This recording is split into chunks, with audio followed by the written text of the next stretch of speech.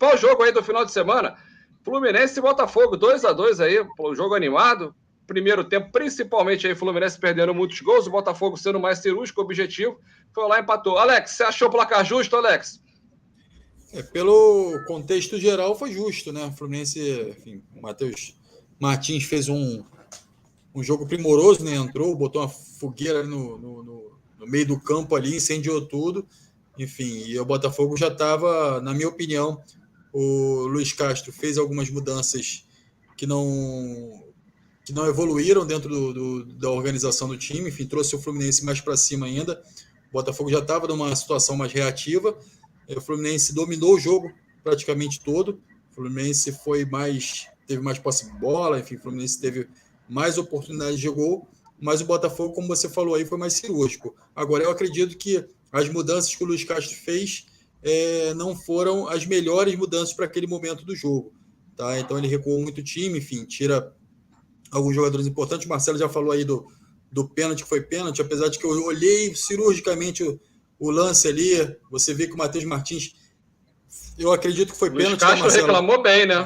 Técnico do Botafogo. Se você reparar o lance com detalhe, o Matheus Martins ele já começa a se jogar antes, mas, enfim, houve o contato, houve... Ele estava desequilibrado, ele se desequilibra, mas não é por isso que o cara atropelou ele. Sim. Ele estava desequilibrado. O Patrick de Paula foi imprudente ali naquela situação ali e acabou gerando esse pênalti para o Fluminense. Mas, assim, pelo contexto geral do jogo, acho que foi justo, sim.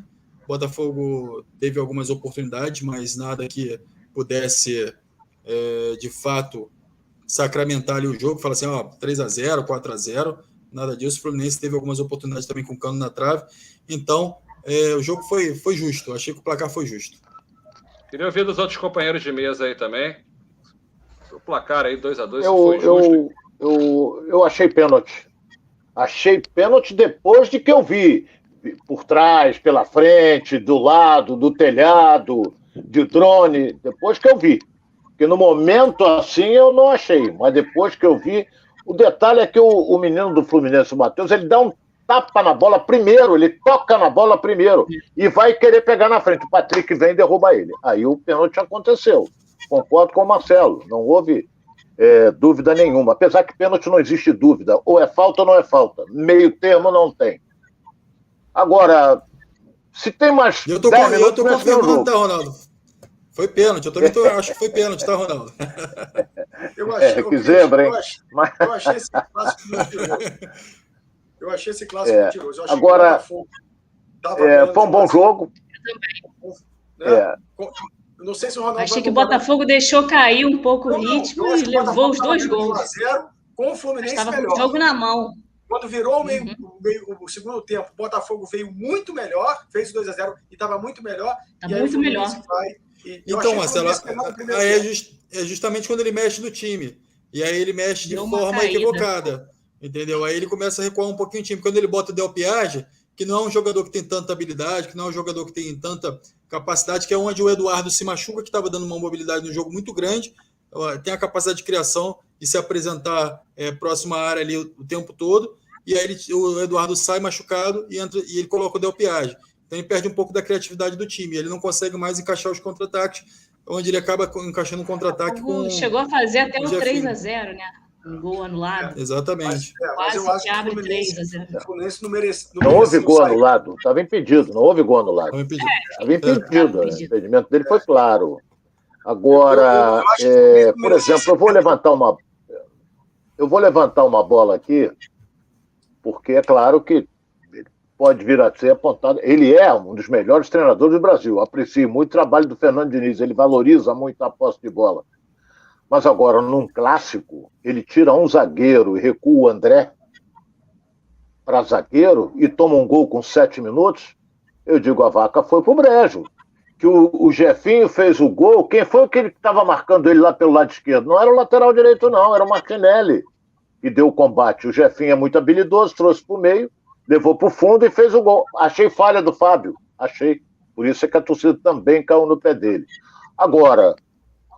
o placar foi justo. O Fluminense hoje luta por uma vaga na Libertadores ou na pré. Não é? Segundo os matemáticos, o Fluminense tem tem 99% de participar da Libertadores, 99%, que ele pode cair numa pré. Enquanto que o Botafogo, que se ganhasse o jogo, ele poderia aspirar a alguma coisa, só tem 0,8%. Mas ele pode chegar numa Sul-Americana, ele vai participar de uma competição internacional também. Então, que já é um grande passo, né, Hein? Que já é um grande passo aí, o time que voltou está se arrumando aí. Quando começar a Sul-Americana, os treinadores vão começar a reclamar, porra, eu vou jogar o campeonato, tem Sul-Americana, o outro tem não sei o quê. Sempre assim, mas todo mundo quer disputar. Né? Quando começa, já começa a reclamar, essa coisa toda. Mas, de qualquer maneira, eu acho que foi um resultado justo, meu caro Baeta, os 2-2 entre Botafogo e Fluminense. É aquilo que eu disse, se tem mais 10 minutos, eu vou dizer uma coisa aqui que talvez o Alex tenha matado também. Estranhei o time do Botafogo pregar fisicamente. E o Botafogo só está jogando finais de semana. O Botafogo fisicamente foi pro saco. E o Fluminense empurrando o Botafogo, chegando. Eu achei isso. O Botafogo pregou. Pregou por quê? Está mal condicionado fisicamente? Porra, eles treinam a semana inteira? Ou então o português está dando fado, está fazendo alguma coisa lá, que não é treinar o time. Na verdade, o Ronaldo, até para lembrar aqui, o Botafogo não tinha o Saravia, o Botafogo não tinha o Lucas Fernandes, e o Botafogo não tinha, peraí que tem mais um aí, que é o Tietê. Então, os 3 jogadores que eram titulares. O Saravia nem tanto, que o Saravia estava ali o Rafael que entrava eventualmente, mas pelo menos o Lucas Fernandes e o Tietê eram 2 jogadores que estavam crescendo muito na competição e acabam sofrendo muito com as lesões. Agora o Eduardo saiu também com uma lesão, sendo poupado aí no meio do jogo, que é onde caiu o ritmo do Botafogo também, na hora da armação das jogadas, enfim, e tudo mais. Agora, o Botafogo conseguiu segurar muito o Fluminense ali, com a velocidade do Fluminense, toque de bola. O Adrielson é um monstro, tá jogando demais. Vitor Cuesta também, o Ronaldo falou, é fã do Vitor Cuesta, né? E quero lembrar aqui também, o Baeta, que o cara que o Ronaldo é apaixonado aí, que é o Matheus Nascimento, renovou até 2025 e o Botafogo conseguiu fechar finalmente o patrocinador do uniforme. E o Reebok vai ser a nova patrocinadora do Botafogo. Tá. Boa. Ô, Maneiros, você chegou a ver esse jogo ou tinha coisa melhor para fazer?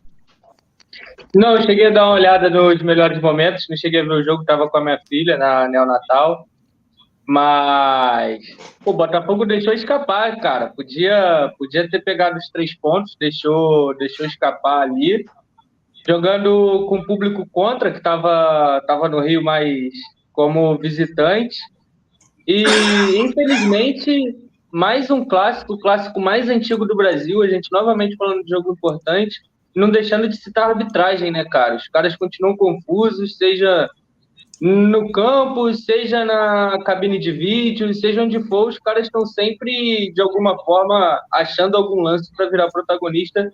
Que bom que nesse jogo não foram tantos protagonismos desses árbitros, de juiz, que acaba atrapalhando o jogo, porque, na minha visão, o Fluminense, foi buscar o empate, aquele empate com sabor de vitória no Clássico. Então, é um time que veio tropeçando a beça também, poderia até estar mais encostado no Palmeiras se o cenário fosse outro, igual a gente estava falando agora há pouco sobre elenco, se tivesse um elenco mais completo para brigar nas cabeças, coisa que não teve. E o Luiz Castro, ainda sinto ele um pouco desconexo com o que é o Botafogo e com o que é o futebol brasileiro. Ele mexe estranho às vezes no time, bota o time para trás quando o time está numa sinergia com o ambiente do jogo que é toda ofensiva. E o Botafogo também é conhecido por ser um time ofensivo, não é conhecido por ser um time que joga atrás, que fica esperando. Então, acho que o Luiz Castro, para 2023, pode investir um pouco nisso, em conhecer um pouco mais a história do Botafogo, para não dar esses moles de botar o time atrás e esperar o resultado adverso chegar para não perder. O Botafogo não pode jogar para não perder, principalmente com o investimento que está sendo feito. O objetivo é entrar em campo para buscar os 3 pontos. Imagina o time que entra em campo para não perder. Ele faz um ponto e só disputando o Brasileirão fica à vontade. Beleza, nosso objetivo é permanecer na Série A. Beleza, estamos com a pontuação ali, que o Botafogo já está na casa dos 44, 45. naquela matemática histórica já se livrou, mas, pô, podia ter ido mais longe nesse Brasileirão. O Baeta, me permite só fazer uma pergunta para o Marcelo. Eu queria só saber o seguinte dele, se o Ganso poderia ter agido da forma que agiu durante todo o jogo, xingando o juiz, botando o dedo na cara, se está tudo certo aquilo ali, ou se ele fez hora extra ali no jogo.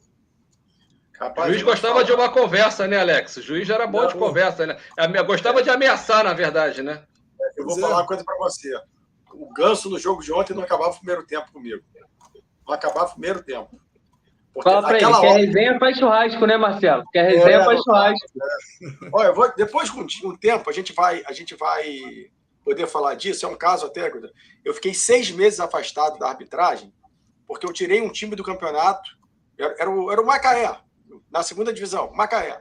Né? Macaé, na época, era patrocinado pela Petrobras, até a Petrobras fez pressão contra mim na federação. Porque no jogo, na segunda rodada, eu expulsei os 11 jogadores com 10 minutos do primeiro tempo. Os 11 jogadores do Macaé. Os 11. Então, não tirava onda comigo, não. O que eles fizeram, Marcelo? Pô, falaram besteira. Acabou o jogo. Acabou o jogo com 10 minutos do primeiro tempo. Depois eu conto essa história. Mas o Alex, o Christian, Ronaldo, Malheiros, Fernanda, há coisas que só acontecem ao Botafogo. Eu estava vendo a tabela. Provavelmente, a Libertadores vai ser G7 ou G8. Se o Flamengo for campeão no sábado, é G8. Se o Atlético for campeão, provavelmente G7. São 6 vagas, né? Contando os 2 brasileiros. O Flamengo já é o atual campeão da Copa do Brasil. Ele vai pela Copa do Brasil. E um dos 2, se for o Atlético, também vai pela Libertadores. Então vão ser 6 vagas, sendo que 4 na fase de grupo e 2 na pré-Libertadores. E quem é que está brigando para ir para a fase de grupo e pré-Libertadores? 3 clubes: Fluminense, Atlético Mineiro e Atlético Paranaense. Então, se o Flamengo ganhar, vira G8, mas o Atlético não tem vaga garantida. Então, vai ter que brigar no Brasileiro. E a tabela... Mas, Marcelo, se o Atlético estiver dentro também, aí vira, né, G8. Se o Atlético estiver entre os primeiros colocados. Atlético Paranaense. Se ele ficar entre os primeiros colocados. Vai ser G7 ou G8. Isso não tenha dúvida. Agora, a tabela do Brasileiro de Atlético Paranaense, Fluminense e Atlético Mineiro tem a mesma dificuldade. Se você pegar os jogos, né, quando um joga com time fácil, os outros 2 jogam com time fácil. Quando um joga com time difícil, os outros 2 jogam com time difícil. Então, o nível de dificuldade está muito próximo. E o Botafogo é que vai desempatar isso, porque o Botafogo joga com o Atlético Paranaense e com o Atlético Mineiro. Então, inclusive a última rodada é que deve decidir.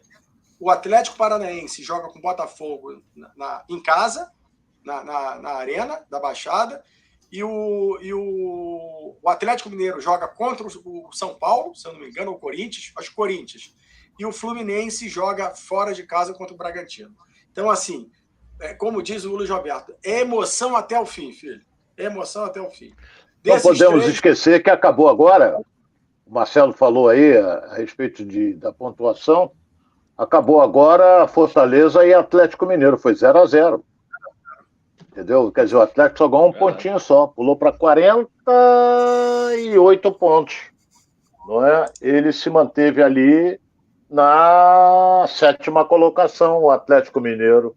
Fechou a rodada, né? Fechou a rodada. Lembrando aí que se tiver G8, o Botafogo hoje está na 11ª colocação com 44 pontos. O 8º colocado hoje é o São Paulo aí com 47, ou seja, está muito próximo, né, aí dessa possibilidade aí de até pegar, abocanhar aí uma pré-Libertadores aí. O São Paulo, que pela temporada que fez, não merece Libertadores nem aqui, nem merecia qualquer lugar do mundo. Nem na final da Sula, né? Vamos ser sinceros, né? Que o jogo contra o Atlético Goianiense foi devastador. Deus sabe como passou ali pelo Atlético Goianiense no Morumbi. Pessoal, a gente está chegando aqui na reta final do programa. Como o Marcelo falou aqui, o Botafogo pega ainda Cuiabá, Atlético Mineiro, pega o Santos e o Atlético Paranaense, né? Então o Botafogo aí pode sim decidir aí esse G7 ou possível G8. Tá chegando na reta final. Lembrando também a última notícia de bastidores aí, Fluminense aí tá vendendo, né, o seu atacante que decidiu o outro jogo, Matheus Martins, por 6 milhões de euros, né, com bônus aí pode chegar até 9 milhões de euros aí, quase 46 milhões de reais. Fluminense, mais uma vez, doando seus jogadores da base, né? Fluminense, como revela jogador, cara, essa água de Xerém, Fluminense e Santos, né? Ou água boa, né? Toda hora surge o jogador, tanto em Xerém quanto lá em Santos. E Fluminense, mais uma vez, aí vendendo mal seu atleta aí de apenas